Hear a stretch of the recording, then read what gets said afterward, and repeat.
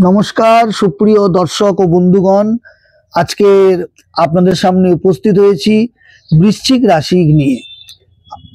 आपनारा आमार थाम्बनेल देखे निश्चयই बुझते पारছেন जे कि आलोचना होते शुरू হয়েছে। तो चलुन आलोचनाय आसा जाक। भिडियोटा बेशी बड़ ना करे छोट्ट करे आपनादेर सब कथा जाते बोलते पारी। आसुन बंधुरा आमरा जानी जे वृश्चिक राशि कालपुरुष चक्रे এই বৃশ্চিক রাশি স্করপিও সাইন বহন করে অর্থাৎ কাঁকড়া বিছে। এই বৃশ্চিক রাশি সম্বন্ধে প্রথমে আপনাদেরকে বলি, এই বৃশ্চিক রাশি যারা, এই বৃশ্চিক রাশি হচ্ছে জলকারক স্থির প্রকৃতির, অর্থাৎ একটা ছোট্ট ডোবা বা পুকুর। বৃশ্চিক রাশির জাতক জাতিকারা তারা অত্যন্ত ছোট জায়গার মধ্যে নিজেকে এবং নিজের মনকে মানিয়ে নিতে বা আবদ্ধ রাখতে বা ম্যানেজ করে নিতে খুব ভালো পারে। এই রাশির অধিপতি মঙ্গল গ্রহ, অর্থাৎ আমাদের জ্যোতিষে মঙ্গলকে আমরা সেনাপতি গ্রহ বলে পরিচয় দিই বা আমরা সবাই পরিচিত।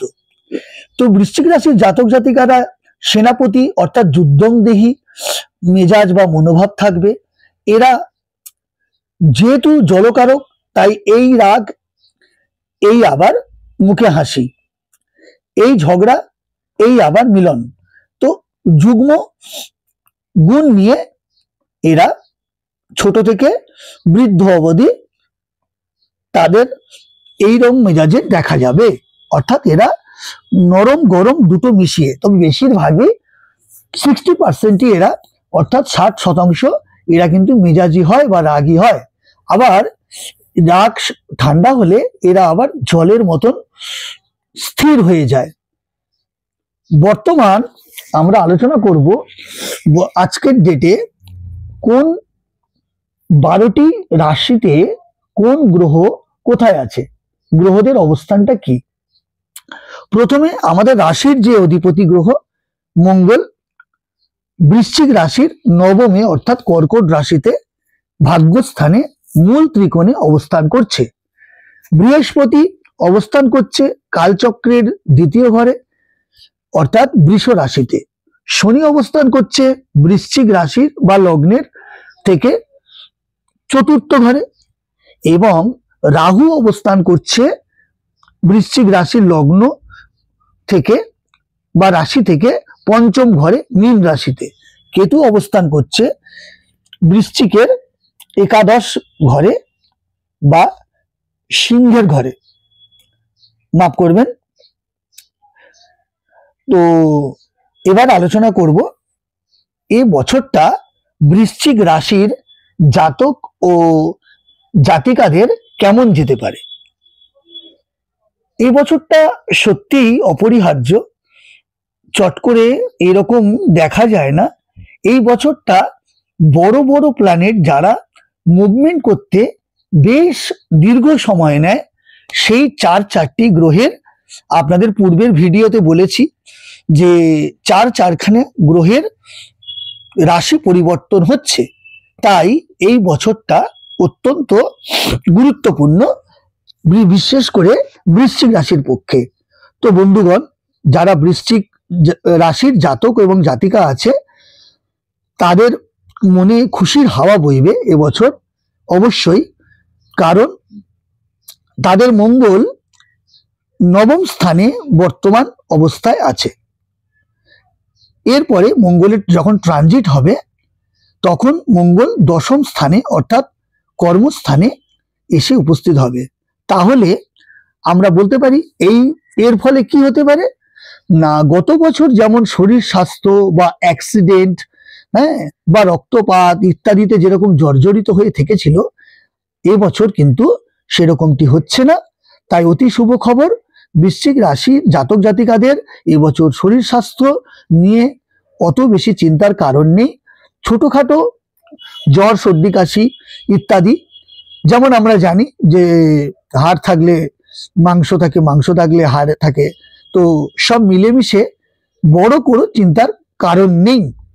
কারণ বৃশ্চিক রাশির লগ্নে অর্থাৎ শরীর স্বাস্থ্যের ঘরে দেবগুরু বৃহস্পতির দৃষ্টি আছে, তাই শরীর স্বাস্থ্য এবছর ভালো যাবে। 2, কর্ম। এই রাশি অন্তত ব্যবসার জন্য নয়, সেটা আপনারা এটা ভালোই জেনে গেছেন এতদিনে। কারণ বৃশ্চিক রাশির জাতক জাতিকারা মঙ্গল গ্রহের আন্ডারে হয় বলে এনারা ভীষণ মেজাজি হয়, চট করে রেগে যায়, এবং যখন বোঝে যে এই ক্রোধ বা রাগটা আমার পক্ষে ঠিক না, তখন কিন্তু আবার এরা আগের অবস্থায় ফিরে আসে এবং সেই কার্য সম্পাদন করে। তাই ব্যবসা করতে গেলে যেমন ধরনের মন আমাদের দরকার, সেরকম ধরনের মন এই বৃশ্চিক রাশিওয়ালাদের কাছে থাকে না বা জাতক জাতিকাদের কাছে থাকে না। তাই এদের চাকরি করাটাই সবচেয়ে শ্রেয়। তাহলে কর্মস্থান বা চাকরির স্থান ব্যবসার থেকে বৃশ্চিক রাশিদের পক্ষে প্রচন্ড শুভ। এবছর অবশ্য এই কর্মে দেবগুরু বৃহস্পতির দৃষ্টিতে এবং মঙ্গলের দশম স্থানে, কর্মস্থানে প্রবেশ করার জন্য এবছর বৃশ্চিক রাশির জাতক জাতিকাদের কর্মে উন্নতি ঘটবে, কর্মে পরিবর্তন ঘটবে এবং শুভত্ব লাভ করবে, পদোন্নতি হতে পারে। তাহলে কর্মস্থান অতীব শুভ। শিক্ষা, শিক্ষাস্থান, আমরা শিক্ষা বলতে পঞ্চম গৃহ অর্থাৎ মীন রাশি, বৃশ্চিক রাশি জাতক জাতিকাদের পক্ষে পঞ্চম স্থান হলো মীন রাশি।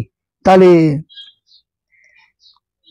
পঞ্চম স্থানে যদি মীন হয়, তাহলে সেক্ষেত্রে সেখানে রাহু অবস্থান করছে। এই রাহু 18 মের আগে, 18ই মের আগে রাশি পরিবর্তন করবে না। তাহলে সেক্ষেত্রে বৃশ্চিক রাশির জাতক জাতিকাদের পক্ষে পড়াশোনায় একটু চিন্তার কারণ এবছর দেখা যায়। কারণ রাহু কি করবে, রাহু যেহেতু কানেক্টিভিটি, মোবাইল, তারপর গেমিং, কার্টুন ইত্যাদি, কন্ট্যাক্ট, নেটওয়ার্ক, তো এগুলোর কারক গ্রহ, লটারি, হ্যাঁ, শেয়ার ব্যবসা এবং মনকে ডাইভার্ট করার প্ল্যানেট। তাই যারা বৃশ্চিক রাশির জাতক, কম বয়সী শিক্ষার্থী, বিদ্যার্থী যারা আছে বা যারা হায়ার এডুকেশন করছে, তাদেরকে বলবো একটু সাবধান। কারণ রাহু মনকে আপনাদের ডাইভার্ট করতে পারে, মনকে বিষিয়ে তুলতে পারে, মনকে চঞ্চল করে তুলতে পারে। তাই আপনারা একটু পড়াশোনায় মনোযোগ স্থাপন করবেন। কারণ জ্যোতিষীদের কাজ হলো বা জ্যোতিষের কাজ হলো সাবধান করে দেওয়া, সঠিক পথ নির্দেশ করা, নির্ণয় করা, কিন্তু সেই পথে চলার দায়িত্ব বা কর্তব্য কিন্তু আপনাদের। তাই আমি দেখতে পাচ্ছি এবছর পড়াশোনা বা শিক্ষার জায়গাটা একটু চিন্তার কারণ আছে। আবার পঞ্চম স্থান থেকে সন্তানকে দেখা হয়, তাই সন্তানদের প্রতি একটু অতিরিক্ত দৃষ্টি আকর্ষণ করা, তারা তাদের কাজগুলো, বিদ্যার্থী শিক্ষার্থী যদি হয়, বিশেষ করে তাদের পড়াশোনায় মনোনিবেশ করছে কিনা, টাইমলি ঘরে আসছে কিনা, ঘর থেকে বেরিয়ে কোথায় যাচ্ছে, তারা নেশায় আগ্রহ কিনা, বন্ধু বান্ধবের সঙ্গে, সঠিক বন্ধু বান্ধবের সঙ্গে মিশছে কিনা, দুষ্ট লোকদের সঙ্গে মিশছে কিনা, তাদের প্রতি আকৃষ্ট হচ্ছে কিনা, নেশার প্রতি আকৃষ্ট হচ্ছে কিনা, অবশ্যই খেয়াল রাখতে হবে। কারণ সন্তানের ঘরে কিন্তু রাহু বসে আছে, অর্থাৎ পঞ্চম স্থানে মীন রাশিতে রাহু অবস্থান করছে। তাই নিজের সন্তান, সে কন্যা হোক আর পুত্র হোক, তাদের প্রতি আপনাদের একটা বিশেষ নজর দেওয়া এবছর প্রয়োজন। অন্তত 18ই মে অবধি, যতক্ষণ না পঞ্চম ঘর থেকে রাহুর পরিবর্তন হচ্ছে, রাশির পরিবর্তন করছে রাহু, রাহু চতুর্থ স্থানে যতক্ষণ না আসছে। তো সন্তানের দিক থেকেও একটু চিন্তার কারণ দেখা দিল 18ই মে অবধি। এবার আসছি পঞ্চম স্থান, ব্যবসা, পড়াশোনা, ব্যবসা। ব্যবসাতেও একটু টলমলো বা আংশিক ভালো আংশিক খারাপ, শতকরা 50 ভাগ ভালো বলা যায়। আচ্ছা, এবার আসছি প্রেম, বিবাহ বা দাম্পত্য জীবন। দাম্পত্য জীবন অবশ্য সপ্তম স্থানকে ধরে আমরা এগোই, তাই পঞ্চম স্থান হচ্ছে প্রেম। তাহলে প্রেমের ক্ষেত্রেও কিন্তু একটা অশুভ সংকেত দেখা যাচ্ছে, কারণ প্রেম এই পঞ্চম স্থানে রাহু অবস্থান করার ফলে প্রেমে কিন্তু সন্দেহ, ঝগড়া, অশান্তি এবং ব্রেকআপ পর্যন্ত, বিচ্ছেদ পর্যন্ত হতে পারে। আবার 18ই মে পরে যখন রাহু রাশি পরিবর্তন করবে, পঞ্চম থেকে চতুর্থ স্থানে আসবে, অর্থাৎ কুম্ভতে আসবে, তখন কিন্তু আবার এই প্রেমের সম্পর্ক আস্তে আস্তে বৃহস্পতির দৃষ্টিতে ঠিক হয়ে যাবে। আচ্ছা, এবার আসছি কি বিবাহ বা দাম্পত্য জীবন, সপ্তম স্থান। তো বৃশ্চিক রাশির জাতক জাতিকাদের সপ্তম স্থান হচ্ছে বৃষ রাশি। বৃষ রাশি, তো বৃষ রাশিতে দেবগুরু বৃহস্পতি অবস্থান করছেন বর্তমান। তাহলে এক কথা বলতেই পারি আমরা যে শুভ গ্রহ, আবার তিনি দেবতাদের গুরু, দেবগুরু যদি অবস্থান করে, তার অবস্থানের ফলাফলও শুভ হয়। তাই বৃশ্চিক রাশির জাতক জাতিকাদের বিবাহিত জীবন বা দাম্পত্য জীবন সুখের হবে, অবশ্যই সুখের হবে, তা বলতে পারি। দাম্পত্য জীবন সুখের হবে। যাদের বিবাহ এখনো হয়নি, বিয়ের কথাবার্তা চলছে, বৃহস্পতির শুভ দৃষ্টিতে তাদের কিন্তু এবছর বিবাহের সম্ভাবনা 100 ভাগের 90 ভাগ কিন্তু তারা এগিয়ে আছে। তারা কিন্তু এই ব্যাপারে কথা বলতে পারে, তাহলে তাদের বিবাহ ইতিমধ্যে হয়ে যাওয়ার কথা বা হতে চলেছে। তাই বিবাহ যোগ এবছর ভীষণ ভালো বৃশ্চিক রাশির জাতক জাতিকাদের। দাম্পত্য জীবন শতকরা 80 ভাগ শুভাশুভ। কেমন? এবার আসছি আপনাদের আয় ভাব। আয় ভাবে কেতু অবস্থান করার ফলে এবং আয় ভাবে বৃশ্চিক রাশির যে সপ্তম স্থানে দেবগুরু অবস্থান করে 1-4-7-10-এ যে দৃষ্টিপাত করছে, দৃষ্টি নিক্ষেপ করছে, এবং মঙ্গলের এবং রবির বুধের সঙ্গে অবস্থান করার ফলে বুধাদিত্য যোগ হচ্ছে। রবির দৃষ্টিতে কর্মে যেহেতু শুভ লাভ হচ্ছে, মঙ্গল রাশি পরিবর্তন করে দশম স্থানে এসে কর্মভাবের শুভত্ব বাড়িয়ে দিচ্ছে, সেক্ষেত্রে কিন্তু এবছর বৃশ্চিক রাশিদের আয়ের ভাব খুবই ভালো, অর্থাৎ তাদের আয় উন্নতি, অর্থ সংস্থান বা সেভিংস, ব্যাংকে টাকা রাখা বা জমানো ইত্যাদি কিন্তু ভীষণভাবে শুভত্বের নির্দেশ দিচ্ছে। অর্থাৎ এবছর বৃশ্চিক রাশিদের কিন্তু অর্থনৈতিক অবস্থা ভীষণভাবে ভালো হতে চলেছে, আর্থিক দিক ভীষণ ভালো। এছাড়াও যেটা অতিরিক্ত দিক, সেগুলো আপনাদের বলে রাখি। এবছর বৃশ্চিক রাশির জাতক জাতিকাদের ভ্রমণকে নির্দেশ করছে। কোনো তীর্থস্থান, কোনো দেবত্ব স্থান, হ্যাঁ, সেগুলো জলাশয়ের তীরবর্তী, অর্থাৎ নদী সমুদ্র তীরবর্তী জায়গায়, বা কোনো তীর্থস্থান যেখানে দেবতাদের মন্দির আছে, কোনো ধর্মীয় স্থান, সেখানে ভ্রমণের ভীষণভাবে সুযোগ রয়েছে। 2, বিবাহ ও দাম্পত্য জীবন ভীষণভাবে শুভ। যাদের বিয়ে হয়নি তাদের বিয়ে হতে চলেছে, বিবাহের যোগ লেগে গেছে, পাকা কথা বলে বিয়ে করে নেওয়াটা শুধু সময়ের অপেক্ষা। 3, কর্মজীবন অর্থাৎ পদোন্নতি, কর্মে উন্নতি বা ট্রান্সফারেশন, তাদের বদলি হতে পারে। যারা বিদেশে আছে তারা নিজের জন্মস্থানে ফিরে আসতে পারে, এরকমও সুযোগ রয়েছে।